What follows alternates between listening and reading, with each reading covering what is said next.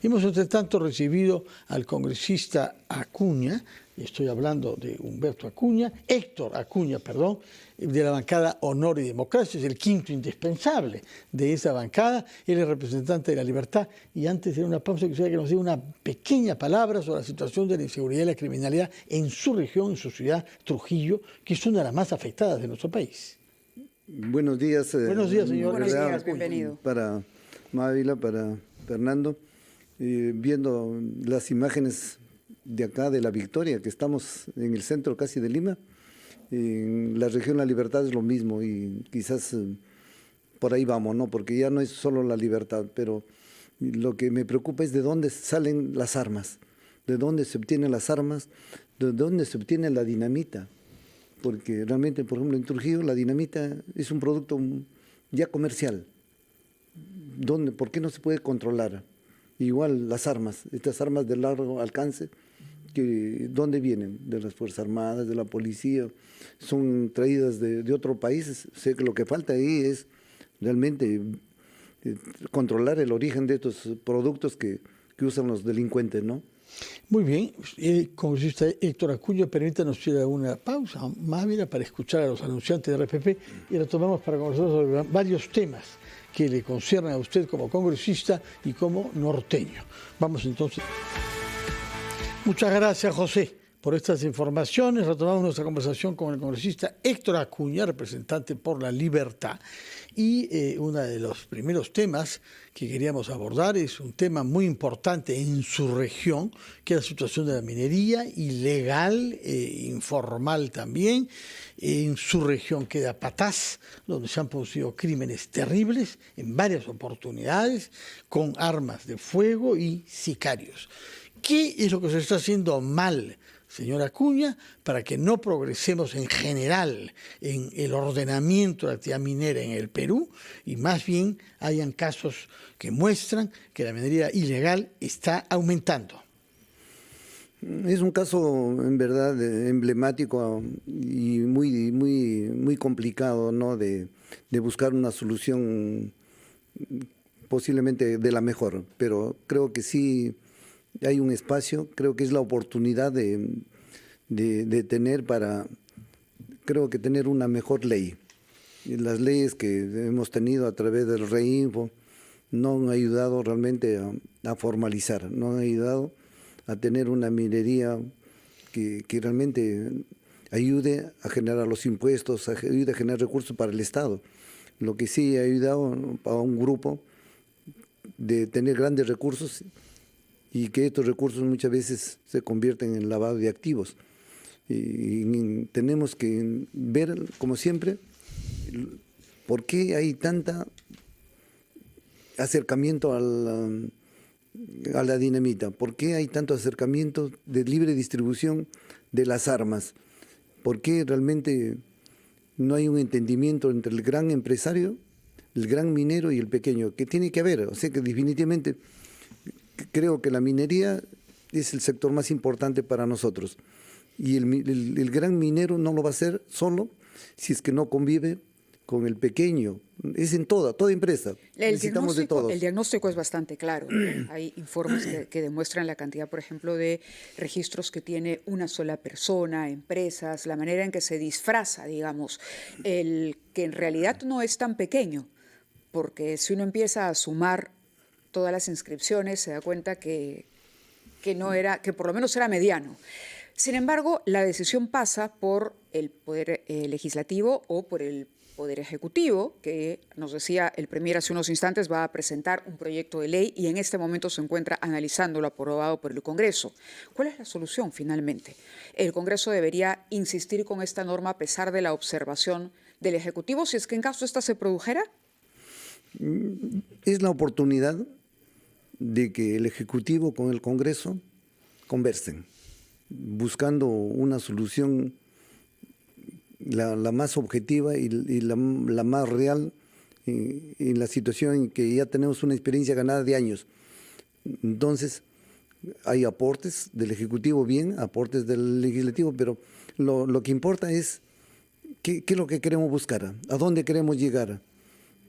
Y eso es realmente hacer que la minería mediana, la grande, tenga su espacio, tenga su lugar, y la minería pequeña también. Eso pasa en todos los sectores, ¿no? En la agricultura. Tenemos gran agricultura, pequeña agricultura, pero el Estado tiene que ver en una forma horizontal. En este caso, hay que revisar las concesiones. El problema es las concesiones. ¿Fiscalización? No solo fiscalización, yo creo que parte por un nuevo proyecto de ley que tiene que ver con las concesiones. Y eso tiene que ver con una mesa de trabajo para que el Estado o los gobernantes en este caso hagamos entender que nos equivocamos en un momento. Porque si no lo produce, no lo explota, no lo puede estar abandonado. ¿Que se equivocaron de qué manera? Y que realmente, mira, ¿cómo lo grafico? Si tenemos cerros tras cerros que no están siendo producidos, nosotros como Estado necesitamos que se explote esas áreas, porque esas áreas, todos sabemos que minería. Explotando esas áreas, nosotros como Estado vamos a tener ingresos. Pero si lo tenemos abandonado con un costo de $1, medio dólar, la hectárea, entonces, ¿qué ayuda es? Si nosotros hemos concesionado es porque queremos que realmente estas empresas produzcan. Igual pasará en Chavimoche.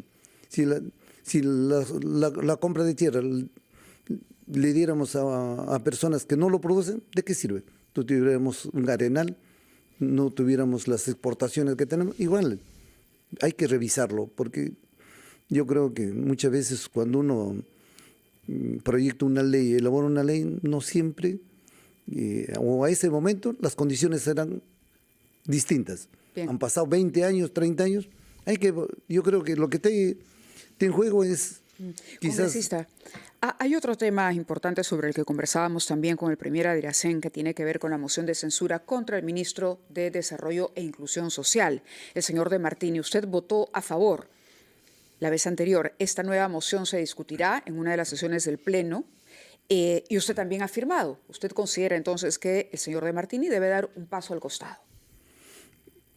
Yo esperaba de que el señor De Martini renuncie, porque yo creo que hay que tener de alguna forma también este espíritu de autocrítica, de reconocimiento de errores, pero lo que sí es común, que ningún ministro realmente tiene esa voluntad, tiene esa vocación, o por lo menos esa decencia de decir, sí, pues realmente no hice bien, me equivoqué, pero no. Solamente habla de Martini, dice varios ministros. Sí, ¿Qué otro ministro no, bueno, en la historia en esa lista? Claro, pero lo que yo decía, que en la historia ningún ministro es capaz de pero reconocer. En este momento considera que hay varios que deberían seguirle los pasos el país está paralizado. El país está paralizado totalmente. Por eso que realmente esperábamos que después de la PEC decían, no, es el momento que mostremos tranquilidad, mostremos otra cara al exterior, pero ya pasó. Estamos próximos a Navidad y esperemos que realmente haya un cambio fuerte, un cambio interesante, hasta empezando por el señor Premier. Si queremos que nuestro país realmente... Está hablando de una renovación. Sí, necesitamos un cambio. Incluyendo al Premier. Incluyendo al Premier. Yo quiero hacerle una pregunta como ingeniero que es usted. Tenemos al menos 3 grandes proyectos de irrigación que no se logran destrabar. En Chinecas, uno en su región, Chavimochic, y uno en el sur, Majeciguas. ¿Qué nos impide? Por supuesto que lo estamos viendo en cosas pequeñas, como un puente que debía unir Barranco con Miraflores, paralizado. Estamos hablando de 2 municipalidades limeñas que pueden supervisar eso con eficiencia. No han sabido hacerlo. Pero ¿qué pasa con los grandes proyectos que significarían decenas de miles de hectáreas y miles de millones de dólares de exportaciones? Reconocer que nuestro país, así como es un país minero, creo que la agricultura es un sector que realmente en nuestro país es el soporte para muchos países. Y no solo necesitamos estos grandes proyectos que están paralizados, sino necesitamos también estos pequeños proyectos, porque uno de los problemas que tenemos nosotros en el país es que tenemos tierras fértiles, tenemos un buen clima, pero no tenemos los reservorios, donde en época de estiaje, ahora que estamos viviendo en Piura, todo el norte, una sequía total, y no prevenimos. Nosotros tenemos que ahí, por ejemplo, prevenir para almacenar el agua. ¿Por qué tenemos problemas en la sierra? Porque únicamente podemos sembrar, cosechar en época de invierno, que son 3-4 meses, pero después, en todo el año, paralizados. Por eso que vemos la inmigración a la costa. Acá necesitamos una política de Estado donde podamos tener agua almacenada, grandes reservorios, y también una política de, no es que construir una obra y ya no hago mantenimiento. Por ejemplo, en Chiclayo, en Gallito Ciego, ¿qué tenemos?